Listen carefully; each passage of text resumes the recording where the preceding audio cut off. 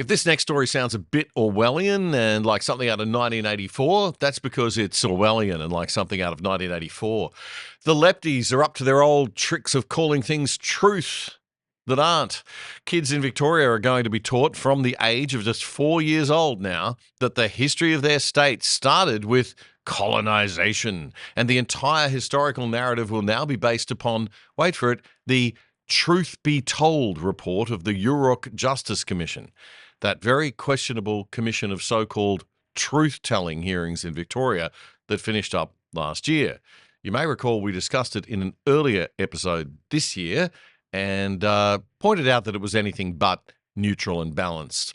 So kids are going to be taught history based on that Truth Be Told report, which includes gems of social cohesion, kindness, love, and reconciliation, like this lovely paragraph.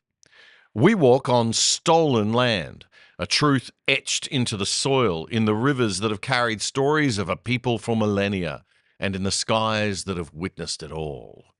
The scars of colonial invasion, its massacres, violence, and relentless erasure are not confined to the past. They reside in the present, shaping the lives of First Peoples in Victoria today.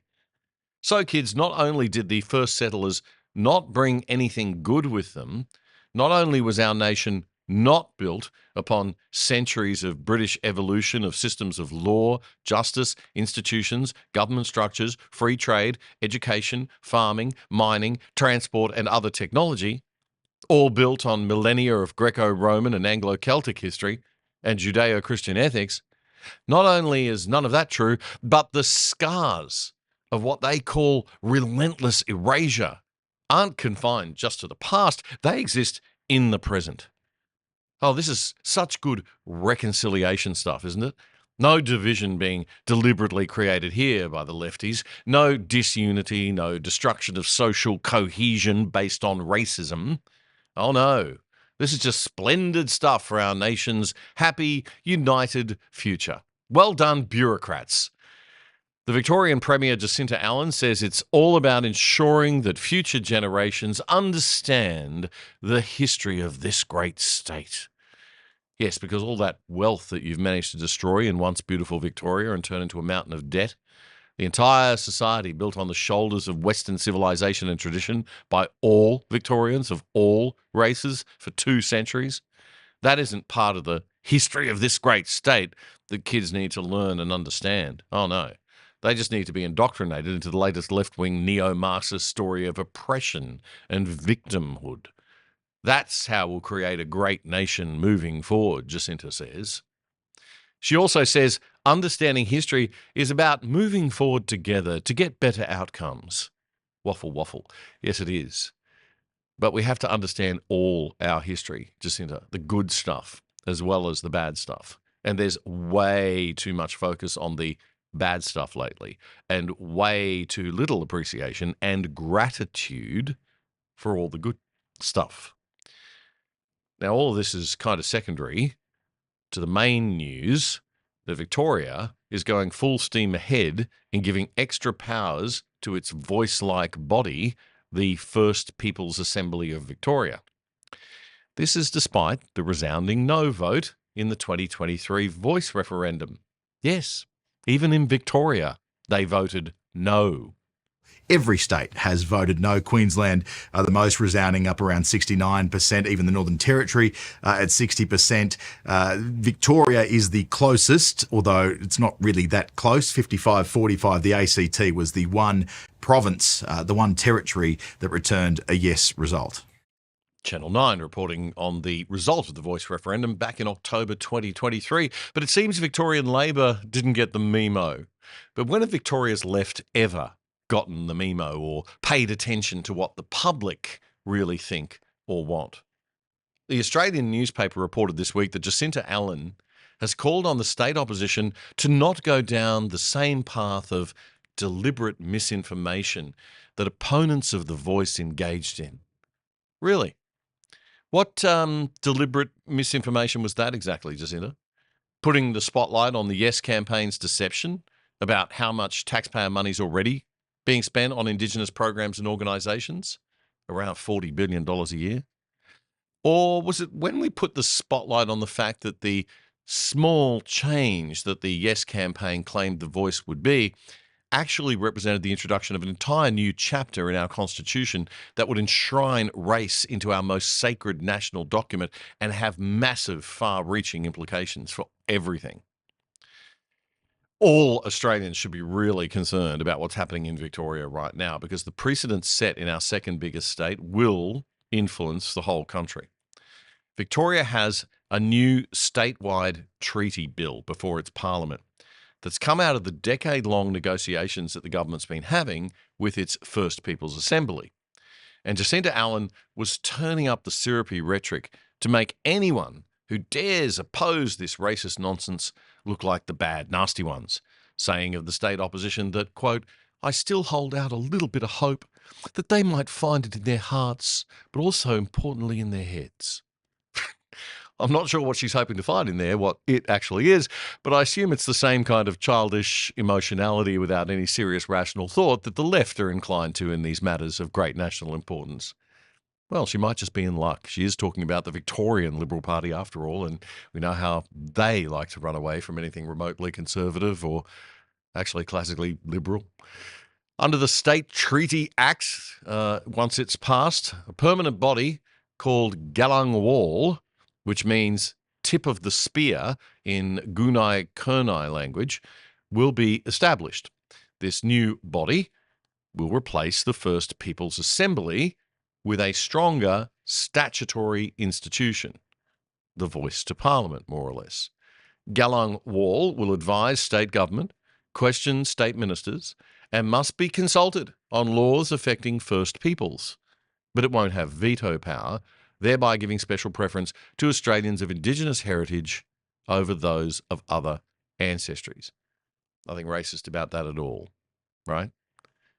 But if you're not indigenous in Victoria, you are now officially more or less a second-class citizen in a way, or at least in the way that you're able to be represented by your government and your parliament. And they wonder why they've got an emerging problem of nutter neo-Nazis. Honest to God, how stupid are these leftists? And how weak is the Victorian Liberal opposition? As well as the big changes to how history is going to be taught that we spoke about earlier, public spaces are going to shift too. Parks, waterways and places will be able to be renamed with traditional Aboriginal names. Parliament will offer a formal apology to Indigenous people, and Galang Wall will have its own dedicated room inside Parliament House. But it's not a third chamber of Parliament, okay? It's just a room, all right? Funding? About $70 million a year once fully operational. More money that could be spent actually helping people with real problems in remote and rural Australia. Of course, Victorians can easily afford $70 million. Just put it on the $200 billion credit card bill for the kids to pay off. But it doesn't affect any other laws in Victoria, right? Isn't that what the Yes campaign told us during the Voice referendum? It'll only have power over laws affecting Indigenous people. We called that lie out on this show before the Voice vote in 2023, but I guess we were just evil right-wing racists spreading misinformation, as Jacinta Allen suggests. Oh, but hang on. This new Victorian voice to Parliament will require that all new laws in Victoria will now need a statement of treaty compatibility to ensure alignment with Aboriginal rights. What does that mean? Well, for every new bill that's introduced into the Victorian Parliament, the minister introducing the bill has got to include a written statement now explaining whether the legislation is compatible with Victoria's treaty framework and the rights of First Peoples. Galang Wall must be consulted on laws and policies affecting First Peoples. But hang on, doesn't every law passed in Victoria affect First Peoples? Galang Wall can question ministers, table reports, and make recommendations about treaty compatibility. And here's the really sneaky bit. Galang Wall doesn't have a veto or the ability to block a bill. Parliament retains full legislative sovereignty, say the supporters. Yeah, but it sure gives the body a lot of sway, a lot more sway than non-Indigenous Victorians will ever have. And that is precisely the institutionalized racism that all Aussies voted against in the voice vote, including Victorians. The problem is this. If this hideous bill is passed, Victoria will be the first Australian state to deliver a voice-like body against the wishes of the people of this country. Will it be the last? Now is the time for the Victorian opposition to finally step up and show its mettle. You know people don't want this. We had a vote on it just under 2 years ago. Stand up and fight for once and redeem yourselves, Victorian Liberals. You might just be surprised how much energy it brings to your party and your chances at the next election, and just how revitalising it is for your dying party in Australia's most rapidly, sadly, dying state. We're very happy to announce a brand new sponsor for The Other Side. And remember that one of the best ways to support the show is to support our sponsors. Smart Kits Australia is a leading supplier of prefabricated home improvement kits, so you can do it yourself, save money and hassle. Smart Kits Australia is the easiest way to improve your home and build memories that last forever. Buy online, customize your way, get it built. That's the Smart Kits way. Decks, patios, pergolas, flyover roofs, carports, and insulated roofing, all prefabricated, fully engineered, and delivered anywhere in Australia. You can choose from hundreds of pre-designed Smart Kits on their website, or you can go custom with Smart Kits' in-house design team. Every kit is engineered tough, packed smart, and delivered free anywhere in Australia. And don't worry if you're not so handy. If you need it installed, they can do that too. Their licensed builder network can get you started even faster. It's up to you. So save thousands on your own 100% Australian-made Smart Kit.